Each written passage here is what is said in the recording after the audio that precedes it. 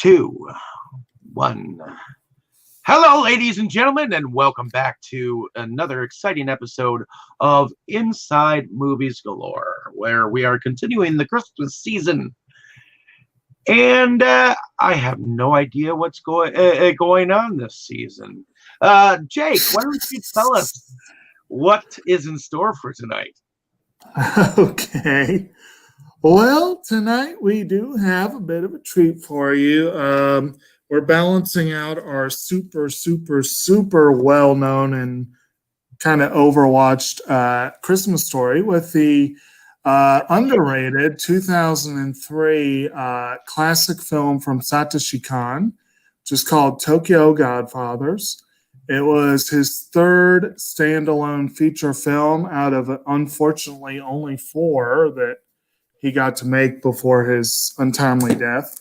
And this was actually both directors died too young. That's kind of an unfortunate theme for tonight, isn't it? But at any rate, Tokyo Godfathers is a film that starts essentially on Christmas Eve and goes through New Year's. So it covers roughly a week during the holiday season. And follows three homeless people. A Gin, who's a middle-aged drunk who used to have a career involving bicycles. Hana, who used to be a drag queen and I guess used to be is unofficially. And then Miyuki, who's a teenage runaway, who come across a baby in the trash on Christmas Eve and set out on an adventure trying to reunite it with its parents, essentially. And so let's go ahead and hit our first impressions. And I guess we'll start with you, Dave. Is this your first time seeing this one? It is, and I guess I shouldn't be surprised of the other side of the street look at kind of a Christmas story, and I have mixed feelings about this one because there's a whole lot of craziness that goes on during the film where they're like going different places. One person finds out one thing from from the father, and then they find out things from the mother, and it's all kinds of a chaos, and it was kind of. It kind of lost me after a little bit. It kind of went to different places, and then I don't know. It was entertaining. I mean, as far as you know, it was kind of like Tu Wong Fu meets the three wise men going on the way to Bethlehem. So. Okay. Yeah. I think I'm going to go on that one. Right. Okay. All right. How about you, Brandon? Well, this obviously was my first time seeing it, as you know. Obviously.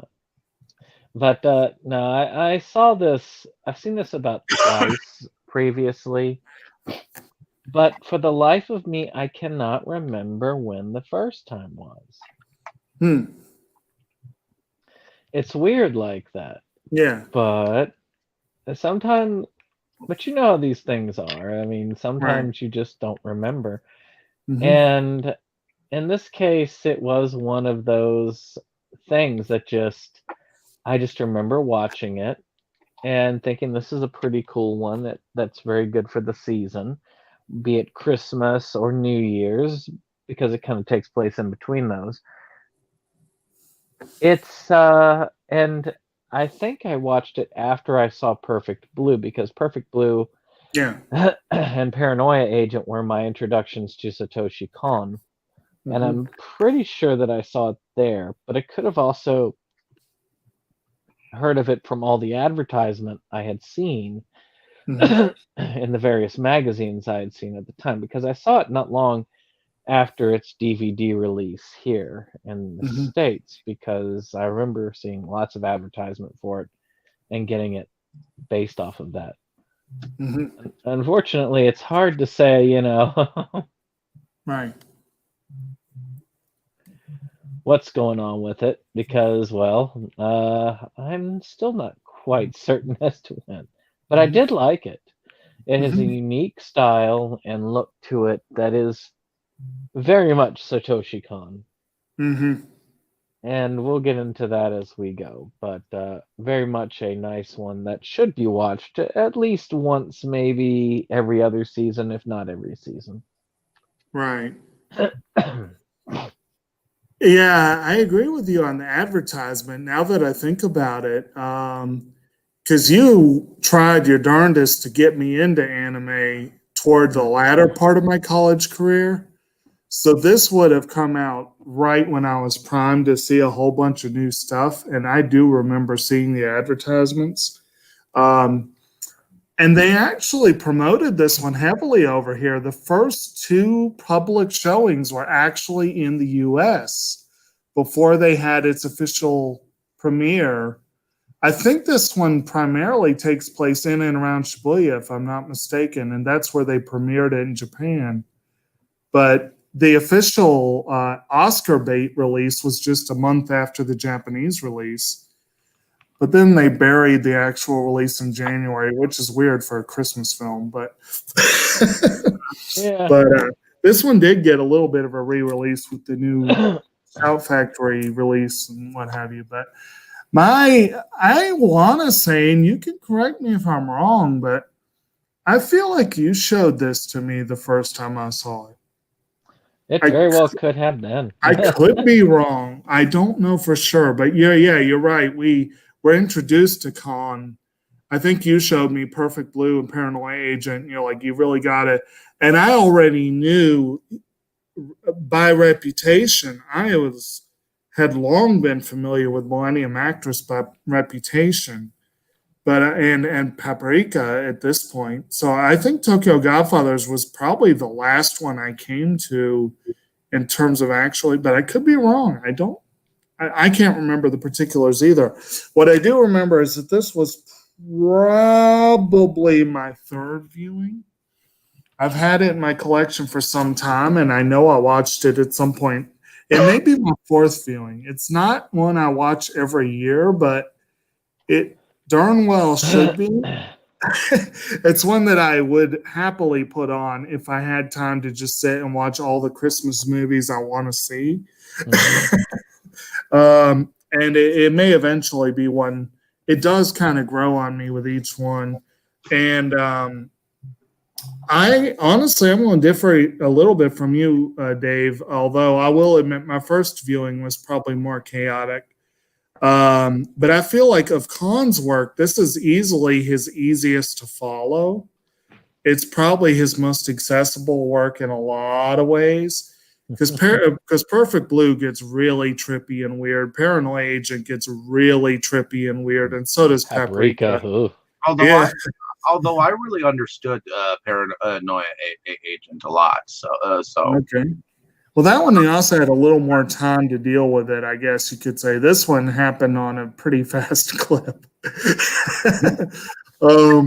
But anyway, so yeah, generally my impression is that it's a really good film. I love all of Kon's work. I always thought this is his other film, but watching it again, I'm like, no, it kind of deserves to stand with the others in a lot of ways. So I think it's a good. I'm glad we got to revisit it. So we'll go ahead and get to the basic intro. Well, I did the very basic intro. Again, these three, they kind of have sort of a weird little dysfunctional family unit going on. where Gin is kind of the taciturn father. Hana is kind of the overbearing, overprotective mother figure. And then Yuki is, the bratty teenager. And she is bratty, that's for sure. And they come across this baby in the trash, and it has a little bit of stuff with it. Like there's a bag with some pictures, like a few clues as to who the parents might have been. And there's like a little note kind of saying, take care of her or whatever. But that's really about it. And of course, Hana immediately glomps onto her and wants to say, we need to keep this baby and raise her up. And she names her Kyoko, basically, which almost purely translates pure child. One of the running themes through this, it's kind of interesting because we just talked with A Christmas Story. We were talking about how that one is so heavily steeped in the secular practice of Christmas, the commercial aspect of it. And for the most part in Japan, Christmas is a commercial holiday, but it's almost more of it is almost purely secular. There are Christians that celebrate it the way that Christians here would, but it's mostly it's almost a date night. It's almost like their Valentine's in some ways, even though they do have Valentine's. It's a lot like Valentine's in a lot of ways, but a running theme you'll often hear in Japanese productions as well is the idea that Christmas is a season of miracles. So they don't really do much with the date stuff in this movie, but they do go heavy on the idea that it's a season of miracles. And that's one of the running themes throughout it that I find very interesting. And one of them is finding this child in the trash that they could have easily been overlooked, and it's cold and it's snowy and all the characters are sniffling all through the film because they're cold and they're, but anyway, let's look at the main trio real quick. Let's start with that. What do y'all think of Gin as a character? Go ahead, Brandon. Well, Gen is an interesting guy. He's your typical one that you would run into. I mean, living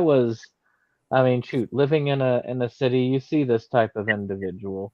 They have their backstory as to why it is. He's that typical one who something happened to him, and he tells it, but maybe not like it is, and he kind of crawled into the bottle. Mm-hmm. Feeling sorry for himself, but he's also kind of the de facto leader of the group in many ways. In a sense, because he brings them about the direction that they want to go in the end. Right. But because of his alcoholism, it's made him forget exactly what really happened in his life too. Mm-hmm. Well, you get the impression, because he does give Hana that whole sob story, you get the impression that he's probably told a story like that or that story several times before. And he may believe it at this point because it's more comforting than the truth, I think. Yeah, I don't think he fully believed it because of later on. Well, yeah. But, I do think that he tries to tell it enough times that sometimes there's a part of him that wants to believe it. Right. Even though it is a sad story, he tells the story that he used to be like this bike racer, this really big racer, that's, and then his daughter got really sick and he got in deep with the wrong people trying to get money for her recovery, and they lost her anyway, and then his wife followed, and that just kind of crushed his spirit and that sort of thing. And when Hana finds out the truth later, she's not pleased, but and then, and by the way, spoilers, people, you know the drill by now. But you eventually do find out that he just kind of left. He kind of that he got in deep with the wrong people, but it was because he was a gambling addict, and that he was just kind of left out of shame, really. And and that the main reason he fell in the bottle was not so much because of trying to drown his sorrows from losing his family, probably to get his sorrows. Right. Well, just more like because he was almost too ashamed to not do that. You know what I mean? Like, which is a very relatable and unfortunate thing that a lot of people get into. Of you are ashamed of your actions, and so you end up undertaking actions that give you reason to be ashamed, and so forth. And so there's that. And then you got Hana. What's y'all's take on her, or him, whatever? Well, Hana is, I guess you could say that he is kind of your typical transgender character, where I guess she is down on her luck and ended up being homeless because of a bad fight that she had at the evidently it was a transgender club that she had been part of. Right. And she thought she thought that she could never return, and so that and her boyfriend slipped and fell in the shower, and then that had been her home, and didn't quite work when she couldn't pay rent anymore. No, that's it is a shame for that character. I do find this one interesting because really and truly, anime is not kind to transgender and Generally LGBTQ characters. They're usually creepers, perverts, villains, pretty much, or straight out comic relief. And in this case, Hannah actually is a true, like, complex character in of herself, which I was quite happy to see that they did that. Yeah, it's kind of an older way of, and I talked with somebody about that concept, and it is very different how they portrayed her in this. I mean, you could feel that, though it's still an older take on that particular thing. It's still one that I feel like was handled with a lot more respect than you would normally. There's still a little bit of stereotype to her, and there are a couple of cringy moments in terms of language that's used. Both her and Gin use kind of language that is a little cringy, but on the other hand, they kind of are an old married couple, and so the things that they say to each other, you almost take it with a grain of salt. You know how I'm starting to think about them two as a couple? I think them like the couple in the musical Rent, where we had Angel and the other character in there, and I look at Hannah as more like Angel. A little bit. She's self-aware of herself, independent, and definitely has her own thoughts on everything. Because she takes that baby and tries to run away with it. Yeah. So basically, the first thought is that she wants the child. She sees it as a sign from God, like a gift from God, a miracle on Christmas. And she wants to keep it, and they can raise it and whatever. And the others are like, no, we need to go to the police. We need to, we need to go drop it off. Gen's kind of like, we need to drop it off and be done with it. and Miyuki's not much crazier about the idea at the first either. And so what do y'all think of Miyuki as a character? Oh, she's your typical runaway. I mean, that's just the idea. Now she leaves for a reason that is less than typical, and she's one of the characters where Satoshi Kon's art style really plays. Mm-hmm. I find the art style very particular because I look at his art style as more reflective of the real world's ugliness than most when it comes to anime. He doesn't shy away from people who have different body types or ugly faces or things like that.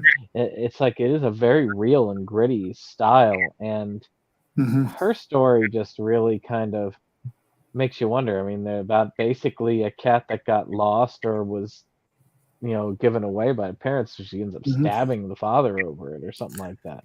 Well, you get the impression that she felt like he would do something to the cat just to,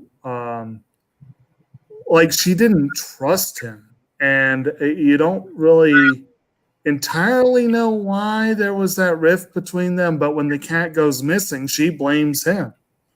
And and she can't forgive herself for what happened. But the change, the physical change, you can see how living on the streets has changed her, both physically and how she sees things, because she was this kind of spoiled, overweight, kind of brat then, but then you could tell that she'd lost a lot of weight significantly, so as her time living rough, basically. But she also learned a lot of lessons as far as, not being quite as spoiled as she was. Right. She all three of them learn a lot of life lessons during the course of the film. That's that's part of the point, really. But yeah, you're right. She does come off as quite bratty and spoiled at the beginning.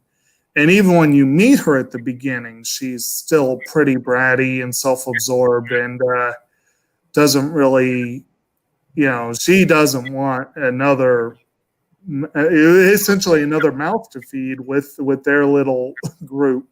And so she's also all about putting him into, putting the child back to the police or giving it to the police at first. Although, what's that? Dave, were you saying something? No. Oh, I'm sorry. I thought you were trying to. Sorry. And so essentially they kind of sort of come to a sort of an agreement where they will seek out the parents of the child. They have a few clues and they start looking. And one of them appears to be a key. There appears to be a key. There's some pictures of the apparent parents, seeming the parents, but not much else to go on. And so they start kind of basically running around Tokyo looking for clues, looking for this, that, and the other, trying to keep the baby happy and healthy and what have you as they go. Let's see. I'm trying to remember where the earlier plot. Well, I'm not going to even attempt to do a blow by blow, but I'm going to try to go and do at least some semblance of order. So y'all can feel free to snag me and let me know if we're going too far one way or the other. But as they go along, like I said, it's cold, it's snowy, it's not really great weather to be out with a young baby running around looking for stuff. But they have spent a long time on the street, so they've learned a little bit here and there. but they're constantly bickering, constantly fighting, and then they kind of at one point end up kind of going their separate ways, and Gin finds himself with an old dude who's dying, and they come to they have a nice little, he gives the guy some drinks and basically helps ease him into a peaceful death, basically. But then these little asshole punks come along and drag them both out and start beating the crap out of him and the dead guy. And meanwhile, you've got Hana. Oh, no, I'm sorry. That was after the whole thing with the mob boss, wasn't it? Yeah. Yeah. So that was a big part. That was kind of fun. The mob boss, didn't he happen to know like the right. club owner of the club that they were looking for? Right. Now, how did they find out about the club? That's what I'm trying to remember. Because of Hana. Because Hana, well, no. No, part of it was to do with, what was his name again? The one with the beard. Apparently, the guy who owned the club, the one that the girl was marrying, had actually been one of the ones that had been ripping him off. Right. And the gambling, so he blamed him for his losses and losing his daughter and all that, which is why he was getting ready to strike the guy. No. Yeah, I was trying to think, like, getting up to that scene.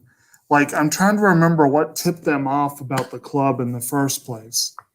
Like a match. It was something written on the photo. It's like a matchbook or something. Yeah, but they were at a they went to a graveyard basically to take from the offerings on the graves, which is kind of a ghoulish thing to do, but I guess it's quite understandable in their situation.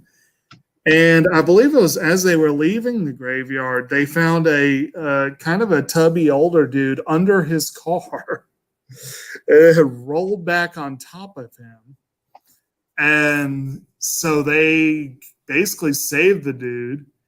And he kind of corrals them into coming along with him. He's very grateful, very grateful. They come along with him to his daughter's wedding, and yeah, like you guys said, he's marrying, his daughter's marrying the guy that works in this one club, and they obviously get to enjoy some of the food there and what have you. And turns out this guy is apparently a pretty high-ranking mob boss that they saved, and that was kind of a intriguing little turnabout there. And then while they're there, someone dressed as a waitress attempts to assassinate the mob boss, but then the kid who just got married jumps in the way and gets shot instead.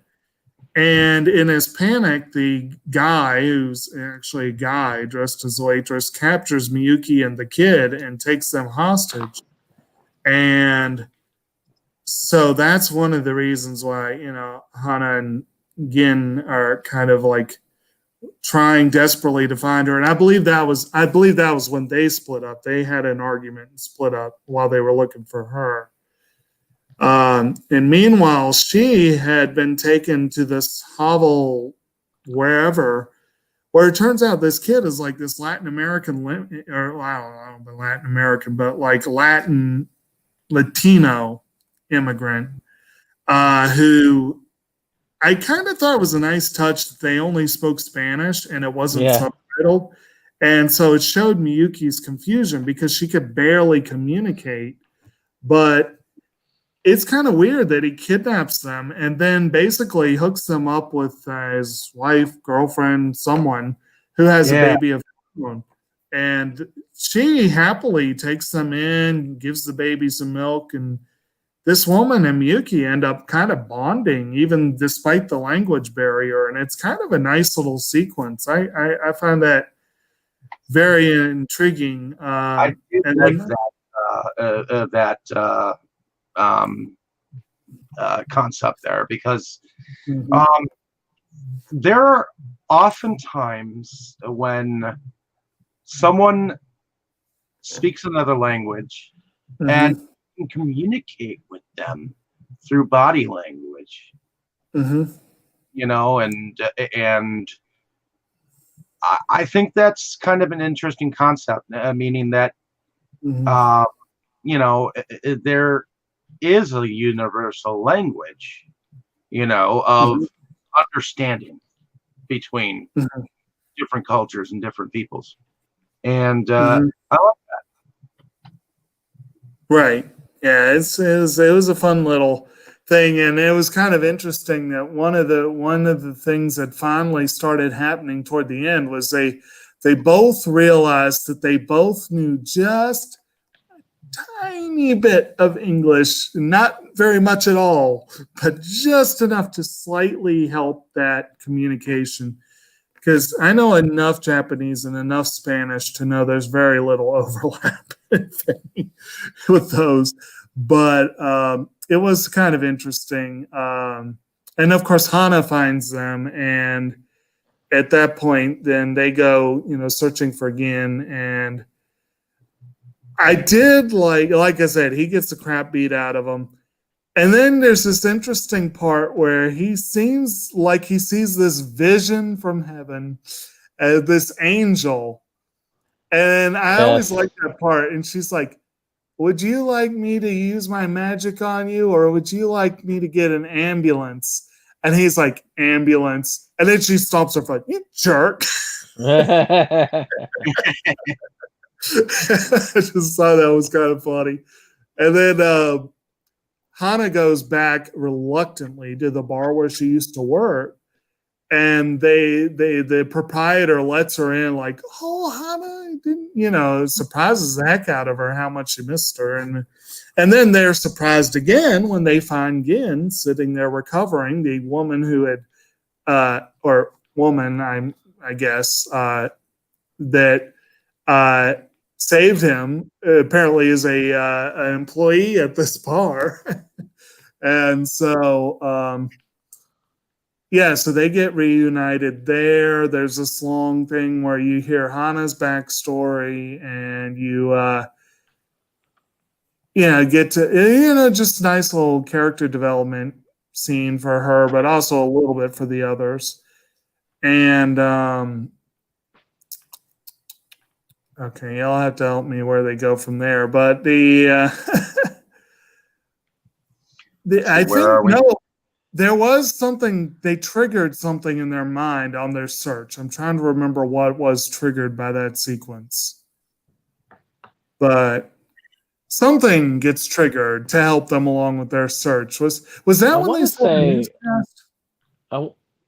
I do want to say something like, I know that there was like I say, I know from the old man, he was able to recognize a landmark from the photo from something that was up in the old man's stuff.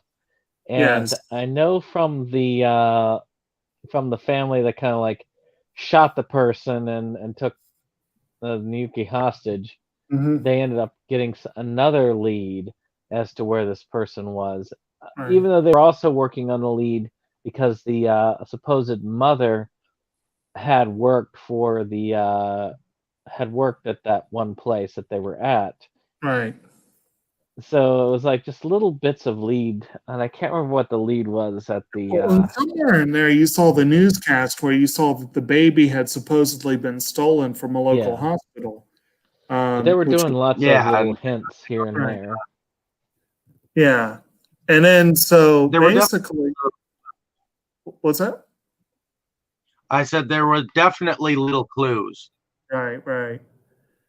And so they just go and they continue on with their little search, and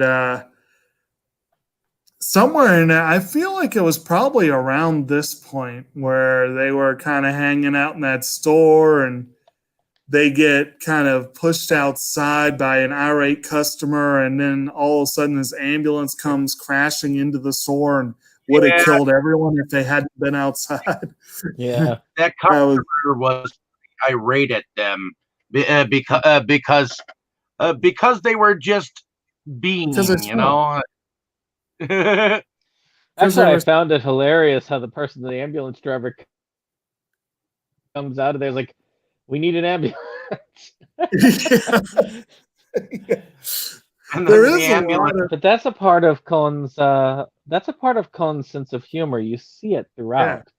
These kind of Yeah. slightly dark jokes that just kind of get sprinkled throughout this whole thing, like Oh, the yeah. like the thing with the angel, like these things are just like these little itty bitty pockets of humor that are spread throughout this kind of dreary and Mhm. darker world around them, which is just kind of Right. well, that adds to the humor in my opinion. It's a Well, little and bright more spot so there. in this one, because really of all his works, this is definitely his most upbeat and cheery overall.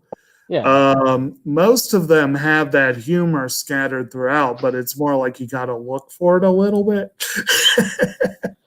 But basically, yeah. So they continue on with their search and their. I do believe They end they up get having to get separated. Hannah to the hospital Well, because they of get separated again. It gets separated again. Or did they speak to the respective parents while they were separated the first time? Because I feel like that was later in the film.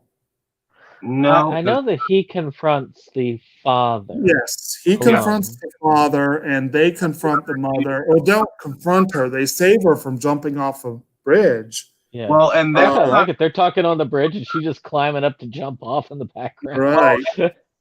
and that's not really the real mother either. No. They Well, find the out supposed mother. Yeah. Yeah, the father tells him that essentially. Uh-huh. And but before that you get to see Hana get she has to get treatment because she had been coughing up blood throughout. Mm-hmm. I don't know why I had thought that she died in this, but I guess I was wrong. Right. That's not the they didn't quite get that far into the story. You get the impression it could happen, but With the doctor saying, "Yeah, needs to take plenty of care, not be in the elements." Like we're homeless. What do you think? that From the mother's point of view, she said that from what I understand, that the father had actually abandoned the child. Right. Yeah. I think that was her thought. So you eventually come to find out the real story, more or less, which is basically that apparently she had been pregnant. She apparently had a stillbirth, and she was so traumatized by it that she saw this child that smiled back at her, and they figured, well, maybe you'll be the one for me, or something like that. And of course, the father wanted nothing to do with that. He thought it was just crazy, but he unfortunately underestimated what she really needed at that time.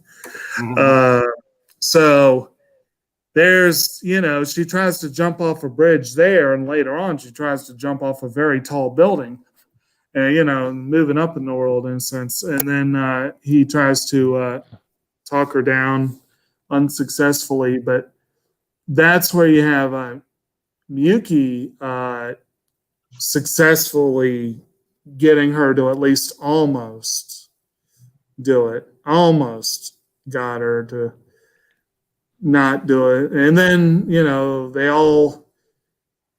You see one of the biggest blatant miracles in the whole movie, where basically they're falling off the building and this huge gust of wind captures the awning and keeps them from crashing into the ground.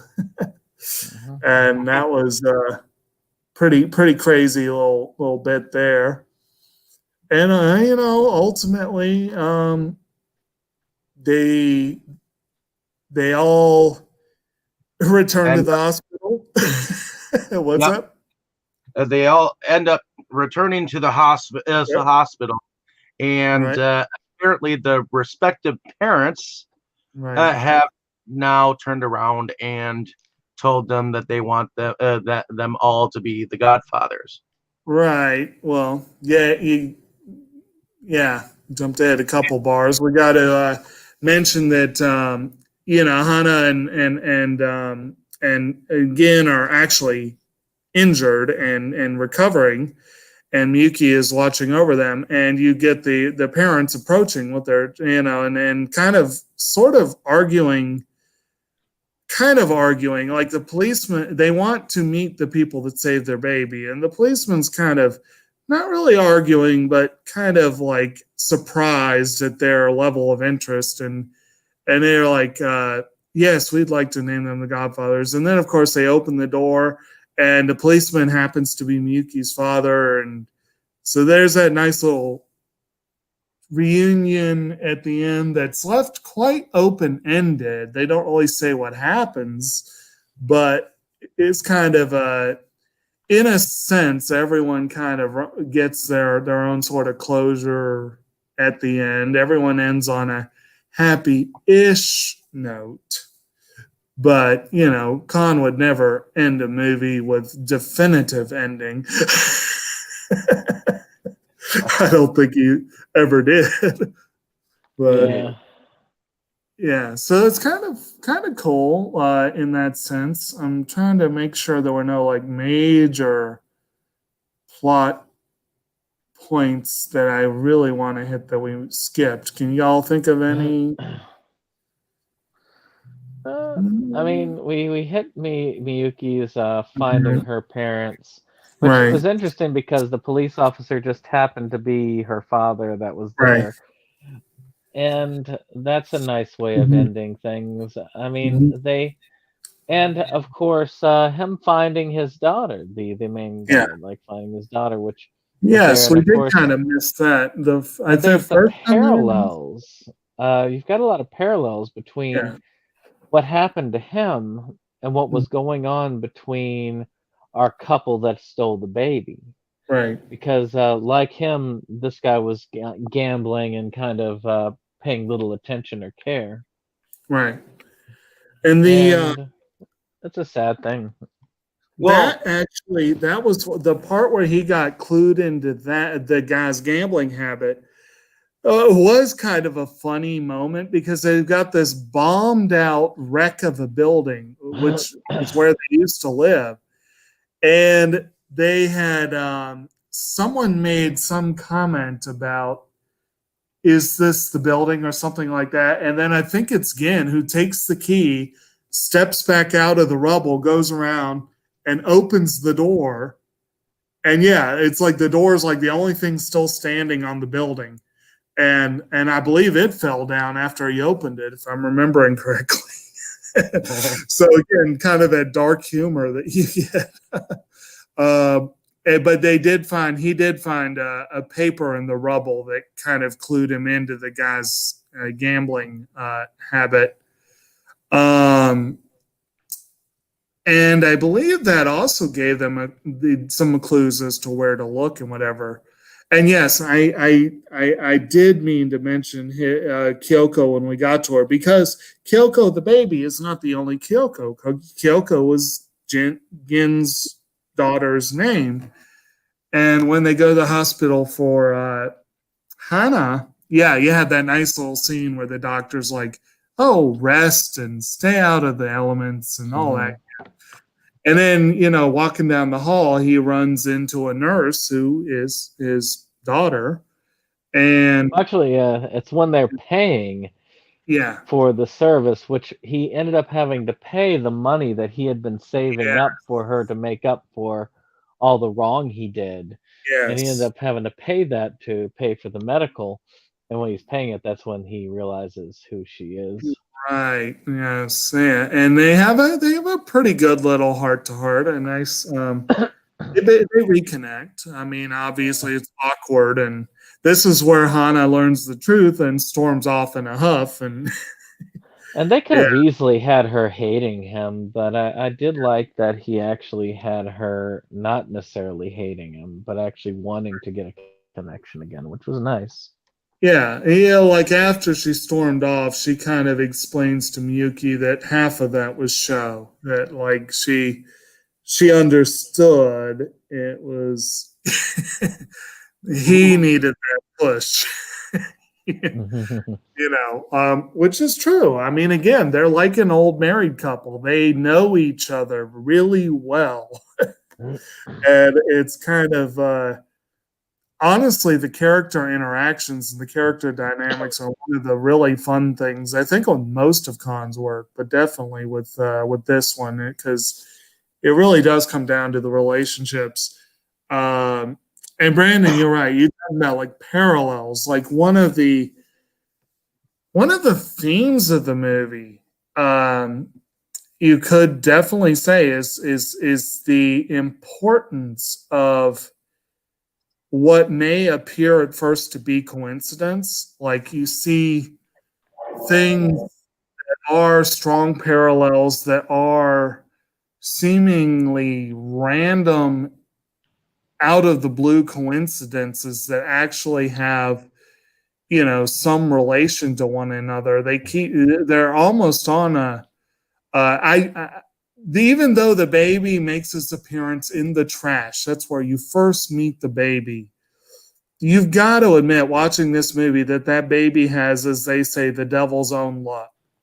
It's like everything that happens around it seems to be conspiring to keep it alive and healthy and get back to its parents, even though everything should be conspiring theoretically in the other direction. And the three main characters are kind of along for the ride in a sense. But like I said, to learn valuable life lessons along the way. And one of the big things in this one, versus A Christmas Story, is that at the beginning of both movies, the characters are fundamentally selfish and self-absorbed for the most part. But in this one, they learn to be selfless to a degree. It's kind of they learn to think about others almost on par with themselves, which is definitely one thing I will give this over A Christmas Story, because I don't think there's that kind of a character arc in there, honestly. Not much, at least. But and I know there was some other point I wanted to bring up, but maybe I'll think about it while we'll talk about first. Did y'all have anything else on plot or character before we move into the production aspects? Not that I know of. All right. Yeah, I think we hit all the main points. Okay. So production. Brandon, you talked a little bit already about the art style of Khan, his general look. And I agree with you. Like there, again, to harken back to our discussion on Kino's journey, there's that running theme in Kino's journey of the world is not beautiful, and that lends it a sort of beauty. And I think Satoshi Kon probably would have agreed with that statement quite a bit, because he seems to revel in things that are not beautiful. But he does it in a sense that gives them a sort of fantastical sort of a wonder, if that makes sense, like I don't know, do y'all get that feeling from what you've seen? I mean, Dave, you've seen a few of his works at this point. Yeah, I've seen. I remember watching Paranoia Agent and Perfect Blue and a couple of his other. I think I watched Millennium Girl. Oh, okay. Was it Millennium Actress? Yeah. Before? Millennium Actress is also fairly unique for him as well. That's one we need to cover one of these days. Yeah, the big head trip one was Paprika, but that one's just a fantastical one visually. That's more fun. Crazy. Yeah, it is kind of fun. But yeah, like we talked before, like he finds humor in the most crazy things. And actually, Brandon, I think you have the same edition of this that I do. I got the basic DVD edition. The one that Sony put out several years ago, I think. Did you watch the featurette on it? I did not. I didn't have much time, unfortunately. They have an interesting featurette on it where one guy is talking to Khan about the film, and Khan is talking about how, well, they're talking to each other about how if this was a live action film where you tried to have your main stars a trio of homeless people, one of them a drag queen and one of them middle-aged, that would not fly with most producers. Most producers would not bankroll that movie. Oh, yeah. Actually, I'm surprised. I'm sure it must have been just on the name alone, right, that got that, because I don't think Japanese producers would have allowed that either. Well, that's who they were specifically talking about, I think. But yeah, here in America, it wouldn't be much different. Maybe in Europe, I could see a French film having that sort of event, you know. But it is true. That would not. It would be very difficult to truly have a bankable film with those people as the leads. But Khan's like, you know, that's the story I wanted to tell. You know, that's like, you know, more power to him, definitely. And granted, if he had gone with live action, and the girl that played Miyuki was pretty gorgeous in real life, but that's probably where the producers probably would have said, okay, you can have your old man and your drag queen, but you got to have an idol for the team. I'm sure that's what they would have said. But you know, that's the way it goes. But overall, like the visual style, the film has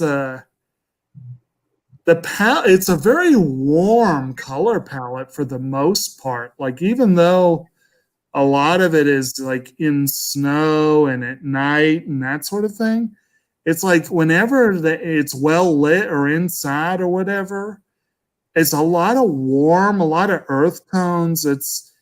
It doesn't feel cold. You know what I mean? Y'all kind of agree on that, or?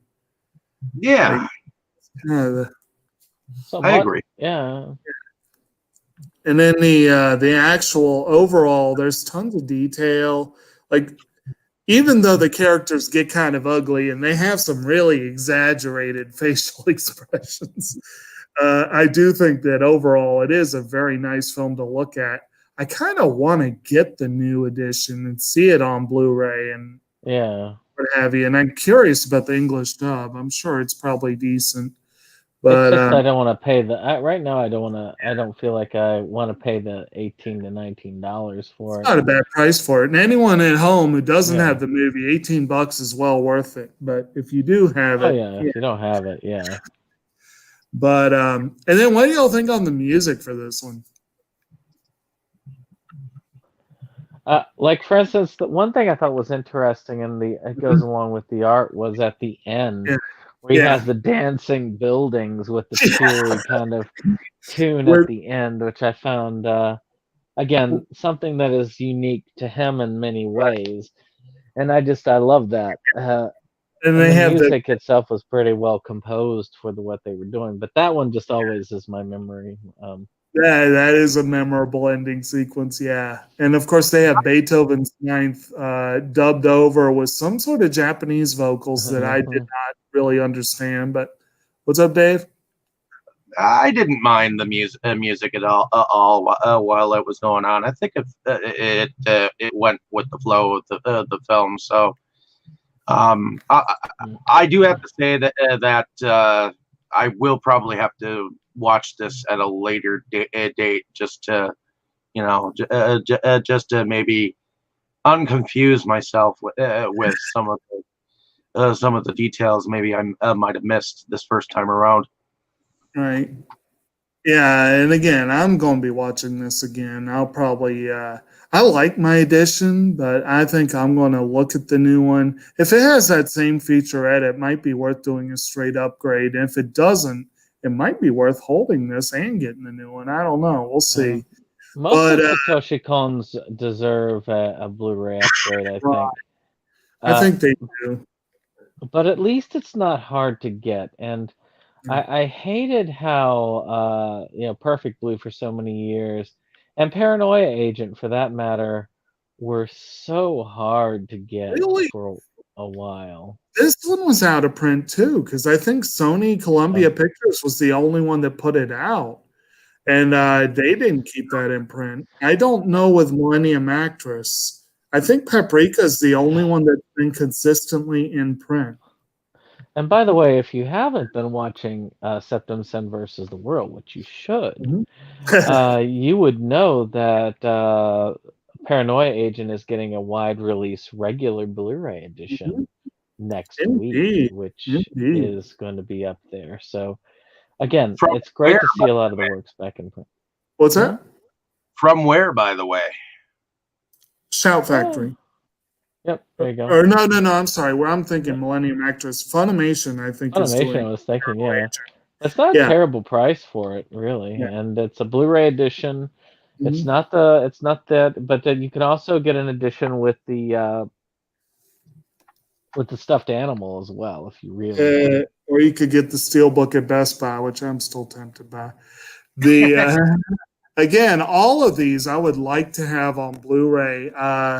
I was never able to get a proper edition of Perfect Blue until Shout put it out. So that one I got on Blu-ray, and I've upgraded Paprika because it's pretty easy to get, but I still don't have the others on Blu-ray. So one day, I'm still waiting for the Criterion Satoshi Kon collection. I'll be waiting a long time for that, I know. Yeah, but he'd be ideal for Criterion if they weren't if they have a slight prejudice towards animated, but they reduced a lot of shit down. Well, they've put out 2 animated films out of their whole catalog. They did do a laser disc of Akira, but it's high time they tried again.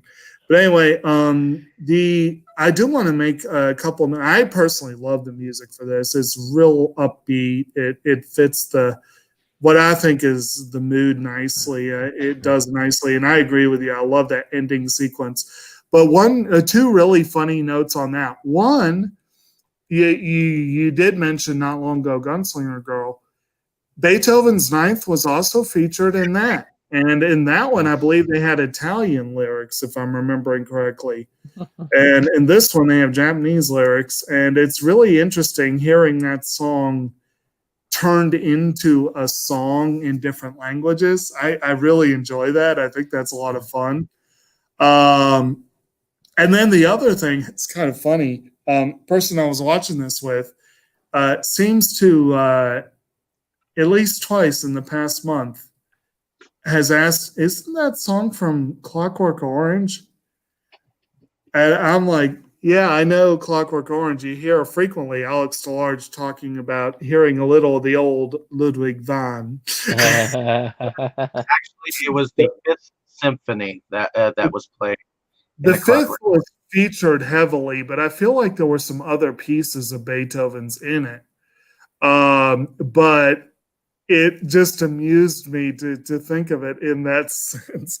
But when I was watching that featurette, the composer, the guy who did the music for the film, he said that Kahn came to him and said, I'd really like to use Beethoven's Ninth. Can you do something with this? And he said for inspiration, he wanted to watch movies that used that piece. And he specifically said in the interview that he watched Clockwork Orange for inspiration. I'm like, I like that. That's awesome.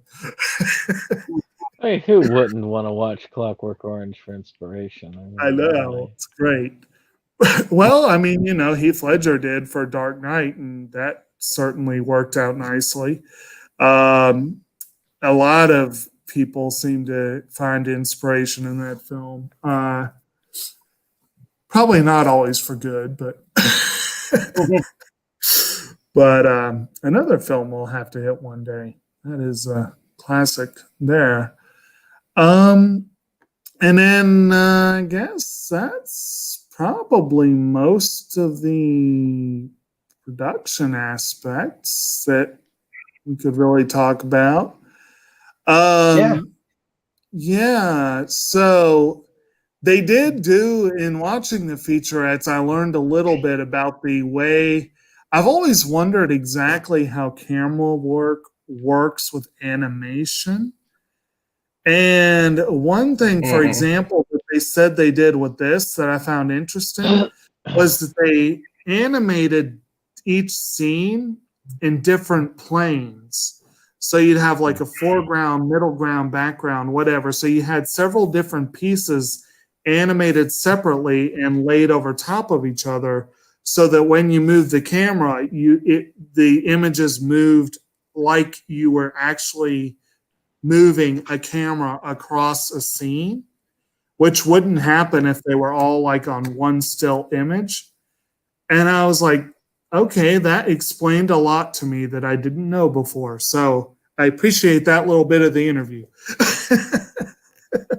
But anyway, so I guess, are we ready to talk about favorites? I mean, shoot, we're only an hour. We got some short videos tonight.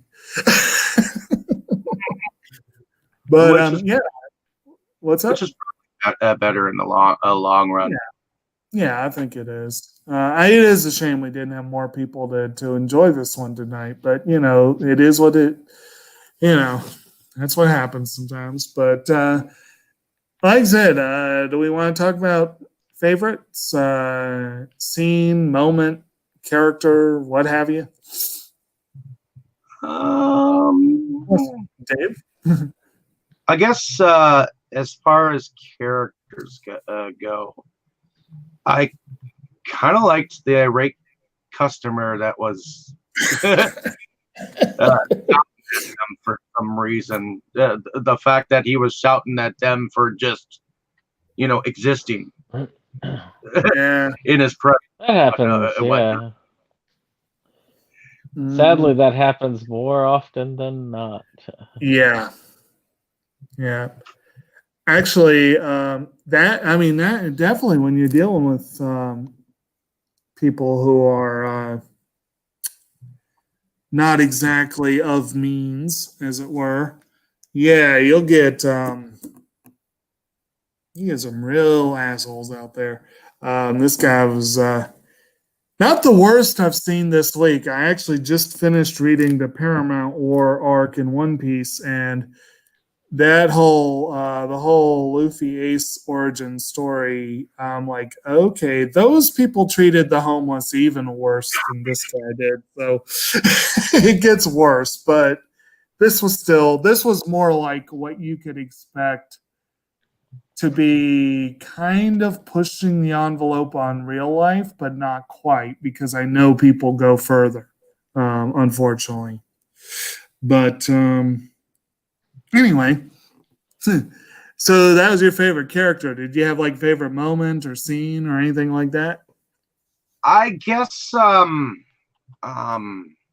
because the film kind of confused me this first time around, I don't really have a favorite moment at this point in time. Okay. But I do like the look of the art of the animation, and maybe it was because my mind was just all over the place while I was watching it. So, okay. But it was entertaining, and I liked the message in it. So, all right, very good. Brandon, what about you?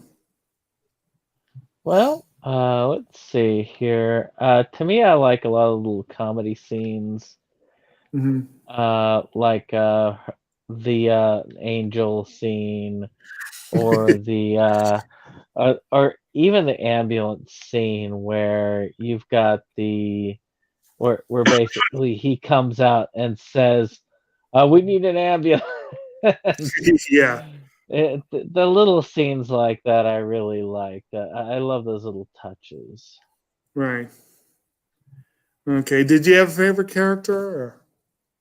Uh, I mean, I liked Gen. I always thought that he was one that was enjoyable. Okay. The for me, I do like all three of the central cast. I think they're really nice, well thought out characters. There are moments of cringe with Hana, and Miyuki does start off as a bit of a brat, but eventually they all grow on me quite a bit. And if I had to pick a side character like Dave did, I would say probably that mob boss was a pretty fun character. I actually liked him a lot. And the whole idea that they save this guy, he turns out to be this really nice guy who turns out to be a mob boss. I was amused by that. And I agree. There's a lot of little moments. The angel stomping her feet and getting like, you jerk. I just, that was hilarious to me. And the one kind of poignant scene. What's that? That angel appearing at Gant, that was kind of like an LSD scene. and that was, there were a few moments scattered throughout where we saw a little bit of Khan's trademark blending of fantasy and reality. I thought that was a dream when I saw it, but it turned out to be reality. It was much more down to earth than his other films. Like even Millennium Actress, that one interviewer got totally wrapped up in her stories and kept fantasizing himself into all the stories. This one was much more grounded, but it still had those moments of what they call magical realism. I would say this is a good example of a magical realist story, and I really love that. I love magical realism. It's great. So that's one reason something like this appeals to me. But one really poignant scene that we kind of overlooked, we kind of forgot. When they're in the rubble, I believe, was when Miyuki found a piece of paper that she saw a message that her father had put in the paper that she had not noticed before. And it said something like, Angel is back, come home, or something along those lines, or Angel's back, we miss you. And that kind of affected her. And then later on, you have this scene where she sneaks off to a phone booth and tries to call him, and she can't bring herself to speak.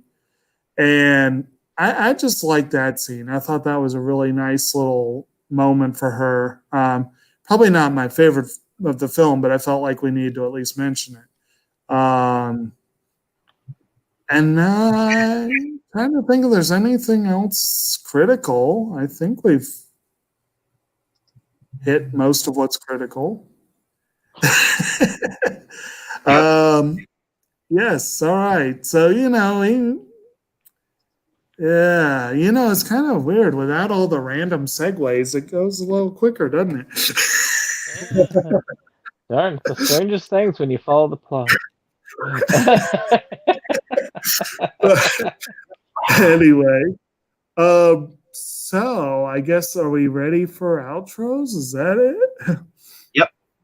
Okay, so All right, sounds good. I guess I'll go ahead and go first, since Brandon, you do the scheduling, and we'll probably let Dave lead off at the end then.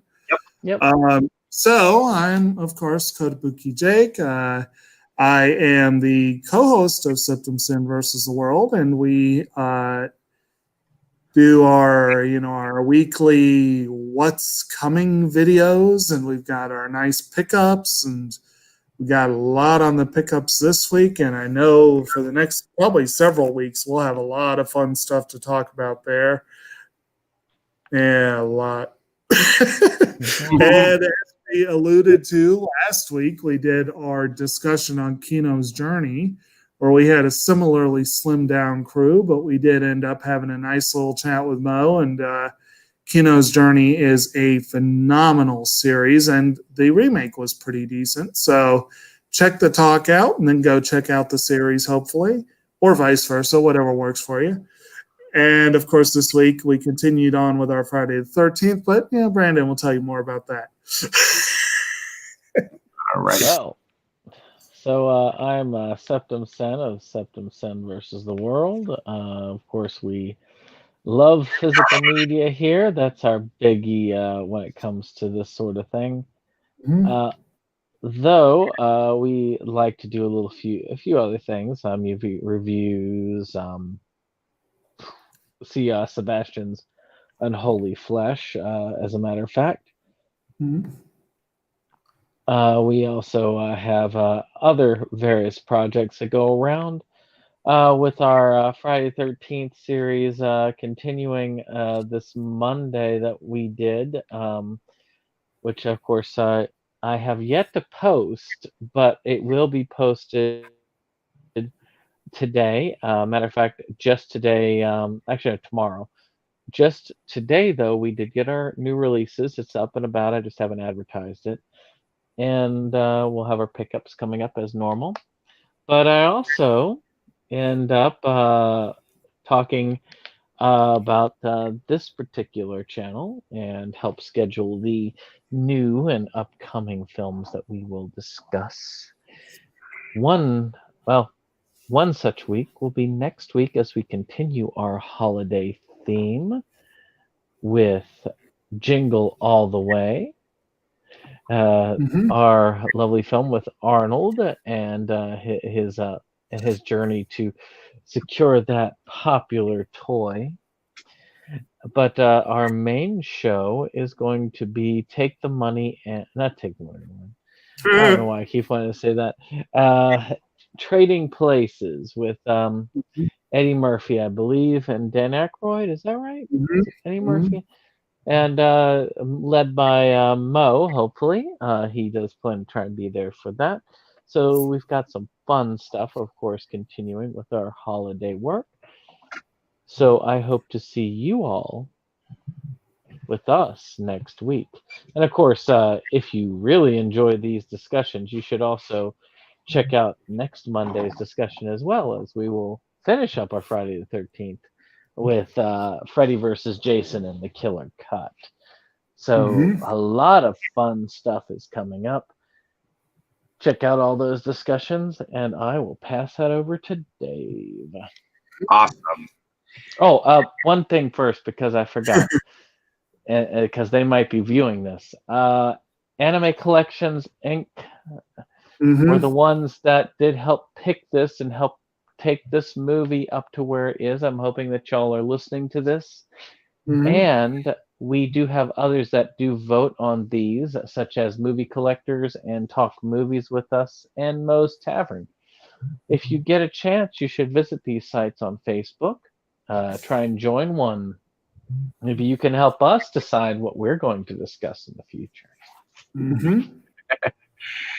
And my name is David Streggy. I am a founding father of Inside Movies Galore. So thank you for coming with us on this journey of ours through film and other aspects of the films that we watch together. And Brandon, one more time, what movies are we going to be watching next week on Tuesday? Jingle All the Way is our pre-show, and we have Trading Places as our main show. Awesome. So we have some exciting stuff coming up for you, but I also moonlight under a different channel called Delusions of Grandeur, where I upload videos and have conversations and the videos that I upload are normally either reviews or video pickups of my own. So definitely check out some of those. I do plan on having another video pickup video eventually, and I'm trying to get back into trying to do some reviews. I just haven't gotten myself up to doing that yet. So.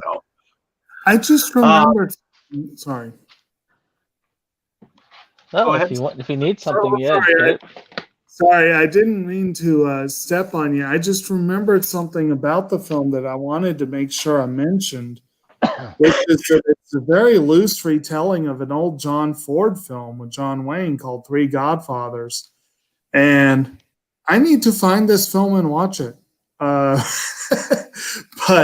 certainly, if any of y'all have seen them and you can compare the two and let us know how they compare, feel free. See, there you go, Dave. You're a John Wayne fan. I'm surprised. Have you seen that one or heard it? I have heard of it, and it's one of the ones that I just haven't gotten to pick up